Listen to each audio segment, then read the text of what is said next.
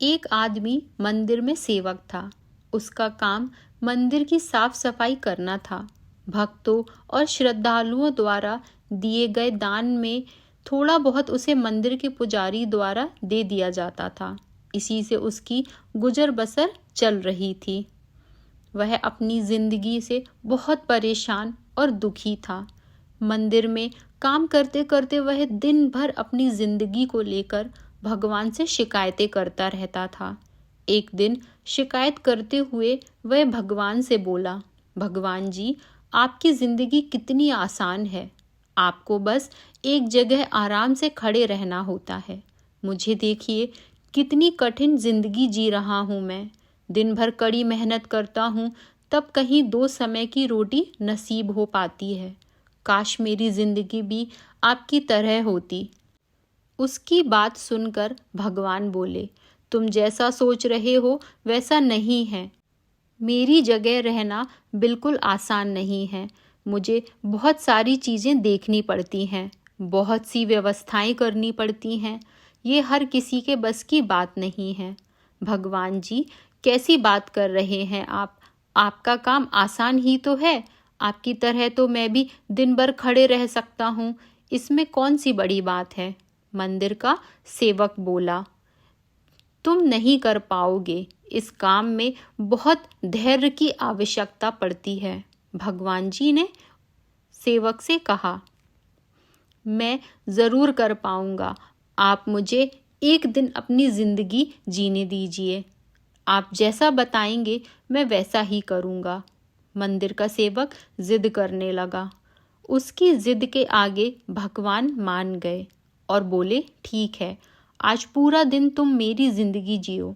मैं तुम्हारी जिंदगी जीता हूँ, लेकिन मेरी जिंदगी जीने के लिए तुम्हें कुछ शर्तें माननी होंगी। मैं हर शर्त मानने को तैयार हूँ भगवान जी, सेवक बोला। भगवान बोले, ठीक है, तो ध्यान से सुनो। मंदिर में दिन भर बहुत से लोग आएंगे और तुमसे बहुत कुछ कहेंगे। कुछ तुम्हें अच्छा बोलेंगे तो कुछ बुरा।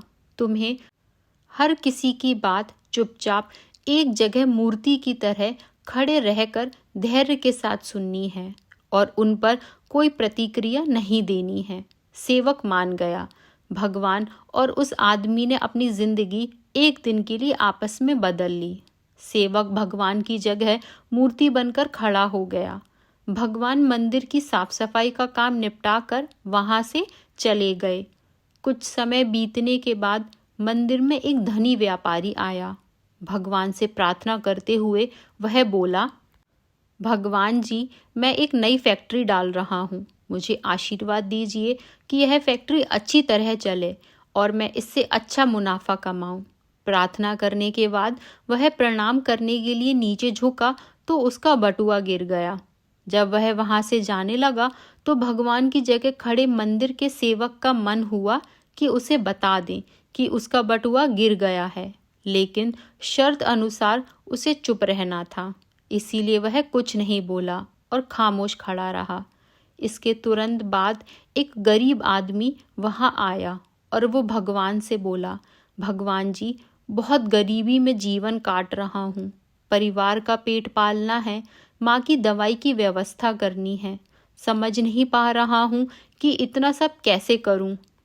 आज देखो, मेरे पास बस 1 रुपया है। इससे मैं क्या कर पाऊंगा? आप ही कुछ चमत्कार करो और मेरे लिए धन की व्यवस्था कर दो। प्रार्थना करने के बाद जैसे ही वह जाने को हुआ, उसे नीचे गिरा हुआ व्यापारी का बटुआ दिखाई दिया। उसने बटुआ उठा लिया और भगवान को धन्यवाद देते हुए बोला, भगवान जी, आप धन्य हैं। आपने मेरी प्रार्थना इतनी जल्दी सुन ली। इन पैसों से मेरा परिवार कुछ दिन भोजन कर सकता है।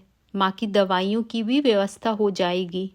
भगवान को धन्यवाद देकर वह वहां से जाने लगा।